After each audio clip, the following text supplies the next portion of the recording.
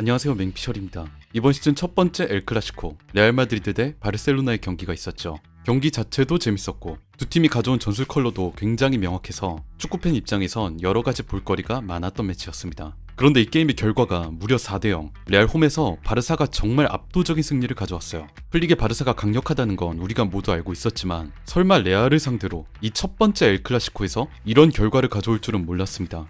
이날 플릭이 준비한 시스템을 살펴보시죠. 골키퍼 페냐, 쿤데, 쿠바르시, 이니고 마르티네스, 발데, 그 앞에 카사도와 페드리, 전방에 라민 야말, 페르민, 하피냐, 최전방 레반도프스키가 배치됐습니다. 지난 챔스 4대1 대승을 거뒀던 바이언전과 완전히 동일한 라인업이에요. 전체적인 전술 역시 바이언전과 크게 다르진 않았습니다. 후방의 백포가 완벽한 호흡으로 라인을 맞추면서 우리 미드필더 라인과 거의 붙을 정도로 높은 하이라인을 형성한다. 이 하이라인의 수비, 오프사이드 트랩을 활용해 상대 전방 패스들은 전부 오프사이드로 틀어막고 중앙에서의 침투는 미드필더 라인과 수비 라인의 촘촘한 간격으로 방어한다. 바이언전에서는 이 수비 전술이 완벽하게 효과를 보면서 바이언의 윙어들을 침묵시켰죠. 심지어 이 포켓 공간, 우리 수비 라인과 미드필더 라인 사이의 공간을 극단적으로 좁힘으로써 밀러나 케인 같은 중앙 자원들도 제대로 힘을 못 쓰게 만들었습니다. 지난 바이언전은 어쨌든 이렇게 좋은 승리를 가져왔지만 그럼에도 플릭에게 향하는 한 가지 질문이 있었어요. 지금 이 하이라인의 수비 전술이 효과적인 건 알겠다. 하지만 이번 주말 다가오는 엘 클라시코에서 맞닥뜨리는 건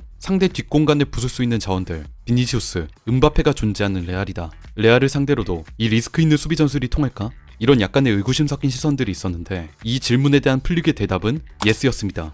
이번 경기 레알의 시스템도 살펴보시죠. 안첼로티는 이날 4-4-2 포메이션을 준비했습니다. 골키퍼 루닌, 페르랑 맨디, 리디거, 밀리탕, 루카스 바스케스의 백포라인, 카마빈가, 추아메니, 발베르데, 벨링엄이 미드필더 라인을 구성, 최전방 비니시우스와 음바페가 나왔습니다. 이렇게 선발 라인업에서 표시되는 포메이션은 4-4-2였지만 실질적으론 오른쪽 측면에 배치된 벨링엄이 공격 시엔 높이 올라가면서 거의 윙포워드와 비슷하게 움직이는 4-3-3에 가까운 시스템이었어요. 보시면 이 장면처럼 중앙에 음바페, 오른쪽 벨링엄, 왼쪽 비니시우스가 3명의 공격수처럼 배치된 걸 확인할 수 있죠. 안첼로티 역시 플릭의 바르사가 하이라인의 오프사이드 트랩을 쓴다는 걸 잘 알고 있었고 그 뒷공간을 무너뜨리기 위해 비니시우스, 음바페, 벨링엄에게 적극적인 전방 침투를 주문했습니다. 특히 상대 라인을 무너뜨리면서 침투 움직임을 가져갈 수 있는 세계 최고의 공격수 비니시우스가 있었기 때문에 레알 입장에선 충분히 납득할 수 있는 전술이었죠. 하지만 플릭이 준비해놓은 바르사의 수비 조직력은 상상 이상으로 치밀했습니다. 이날 경기 전체적으로 레알이 원했던 뒷공간 침투, 라인 브레이킹 장면이 자주 나왔는데 그게 거의 대부분 오프사이드 판정을 받았어요. 이 장면을 보시겠습니다. 레알의 공격 상황, 아까 말씀드린 대로 벨링엄이 측면 넓게 벌려서 바르사의 뒷공간으로 파고드는 음바페를 바라봅니다. 지금 바르사의 최후방 수비 라인을 보시면 거의 하프라인에 붙어있을 정도로 매우 높이 형성되어 있는 걸 알 수 있죠. 심지어 여기 쿠바르시는 벨링엄이 볼을 차려고 하니까 순간적으로 어떻게든 몸을 빼면서 음바페를 오프사이드 트랩에 밀어 넣으려고 해요. 이후 벨링엄이 볼을 툭 띄워서 음바페에게 보내줬지만 역시 오프사이드에 걸리고 말았습니다. 이 장면도 보시겠습니다. 레알이 이번에 파이널 서드 인근까지 올라와서 공격 작업을 진행하고 있습니다. 카마빈가가 왼쪽 측면에서 볼을 잡은 뒤에 뒤쪽에 있는 맨디에게 볼을 넘겨주는데 맨디가 볼을 잡자마자 지금 바르사 수비들의 움직임을 보세요. 곧바로 앞으로 달려나가면서 자기들 박스 안에서도 순간적으로 오프사이드 트랩을 위한 라인을 형성합니다. 이후 맨디는 앞에 있는 비니시우스에게 패스하지만 이미 비니시우스의 위치는 수비라인 뒤에 있었고 심판으로부터 옵사이드가 선언되죠. 바르사 수비라인이 본인들의 박스 안에서도 조직적으로 움직이면서 오프사이드 트랩을 형성해 비니시우스, 카마빈가,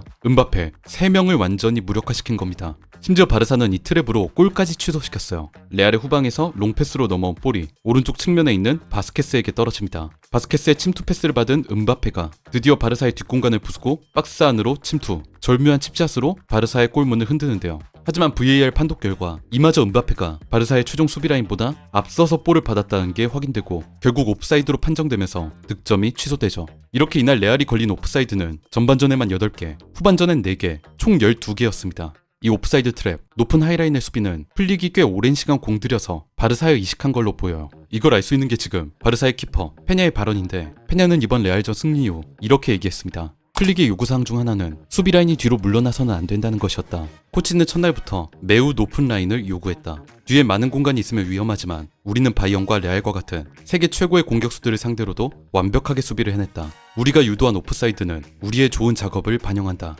전반전 내내 레알의 공세를 전부 오프사이드로 틀어막은 플릭은 후반전에 들어가자마자 승부수를 띄웁니다. 앞쪽에 페르민을 빼고 프랭키 더용을 교체 투입, 후방의 상황을 더용에게 맡긴 뒤 페드리와 카사도에게 보다 공격적인 역할을 부여한 겁니다. 이 후반전부터 플릭이 바꿔놓은 바르사 축구의 진면모가 나오기 시작하죠. 지금 플릭이 지도하면서 바르사가 이전과 달라진 점 하나를 꼽자면 공격 상황에서의 다이렉트한 플레이가 많이 늘어났다는 거예요. 물론 바르셀로나가 본연적으로 가지고 있는 쇼패스, 높은 점유율의 축구 이런 요소들은 분명 남아있지만 이에 못지않게 상황에 따라 다이렉트한 롱패스 전개를 시도하는 경우도 상당히 많아졌습니다. 심지어 지난 바이언전에서처럼 점유율을 과감하게 포기하고 실리적인 운영을 가져가는 경기도 생겼죠. 지금의 바르사 축구는 제가 느끼기엔 독일 축구와 스페인 축구가 적절하게 혼합된 것처럼 보입니다. 독일 출신의 전술가 한지 플릭과 명문 바르셀로나의 융합을 통해서 말이에요. 이 장면을 보시겠습니다. 바르사가 하프라인 인근에서 파울을 당하면서 프리킥을 얻습니다. 여기서 이니고 마르티네스가 바로 옆에 있는 카사도에게 볼을 넘기는데 카사도는 직접 볼을 몰고 상대 진영으로 전진하기 시작합니다.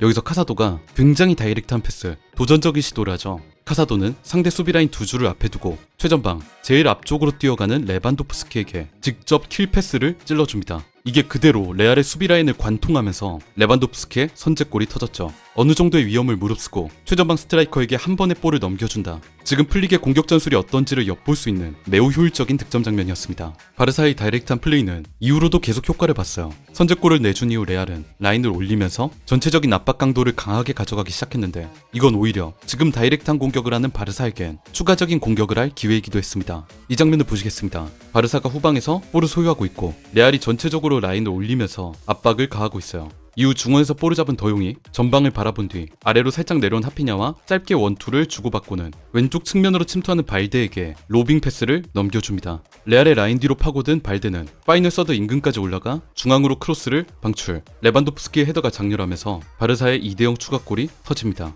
지금 이 시퀀스도 굉장히 간결하면서 다이렉트하죠. 더용이 아래로 살짝 내려온 하피냐와 볼을 주고받으면서 상대를 끌어들이고 끌려나온 상대 라인 뒤로 측면 자원인 발데가 침투, 그리고 곧바로 중앙으로 크로스를 올려준다. 더용의 롱패스와 발데의 크로스, 단 패스 2번으로 레알의 골문 앞까지 도달했어요. 심지어 세 번째 득점까지도 다이렉트했습니다. 골문 앞에서 키퍼 페냐가 전방으로 롱킥을 쏩니다. 이 볼이 레반도프스키의 경합을 지나 뒤쪽으로 잘라 들어가던 하피냐에게 떨어지고 중앙으로 볼을 끌고 올라온 하피냐가 오른쪽 야말에게 전달, 야말이 그대로 박스 안으로 들어가 레알의 골문을 꿰뚫습니다. 이 시퀀스도 페냐의 롱킥 한 방, 그 볼을 받은 하피냐가 야말에게 준 패스 한 번, 고작 두 번의 패스로 레알에게 실점을 안겨줬어요. 마지막 네 번째 골 장면은 더 극단적이었습니다. 바르사 추후방 지역에서 볼을 잡은 이니고 마르티네스가 천천히 볼을 끌고 나오더니 최전방에서 뛰어들어가고 있는 하피냐를 발견하고 굉장히 긴 롱패스를 발사합니다. 이 롱패스가 안 그래도 높이 올라가 있는 레알의 뒷공간을 무너뜨리면서 하피냐가 득점에 성공,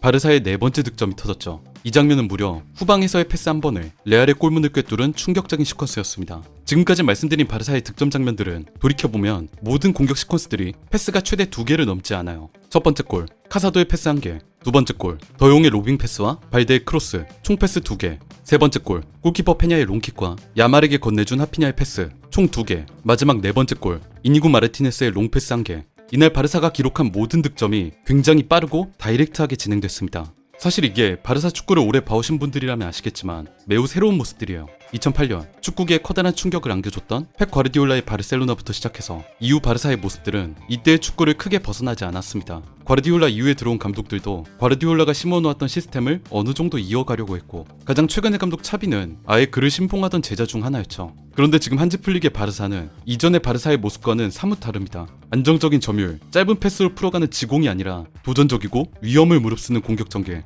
예전 과르디올라와 차비가 가장 꺼렸던 요소, 상대의 역습을 전혀 두려워하지 않는 듯한 플레이. 현재 플릭은 바르셀로나를 이전의 과르디올라의 바르사와 완전히 다른 팀으로 바꿔놨습니다. 물론 제가 영상 초반에 말씀드렸듯 과거의 점유율 위주의 축구도 여전히 남아있습니다. 애초에 바르사 유스 시스템, 라마시아에서 올라온 선수들이 이렇게 많은데 그런 축구를 못한다는 건 말이 안 되죠. 제 개인적인 생각을 하나 덧붙이자면 저는 지금의 바르셀로나는 이전 과르디올라가 보여줬던 높은 점유율의 안정적인 축구, 한지 플릭이 독일에서부터 가져온 다이렉트한 공격 전개, 과거 위대한 전설 아리고사키 감독으로부터 이어진 하이라인의 높은 수비가 모두 결합된 또 이 모든 요소를 취사 선택할 수 있는 어떻게 보면 현대 축구의 완성형에 가장 가까운 팀이 아닐까 생각합니다.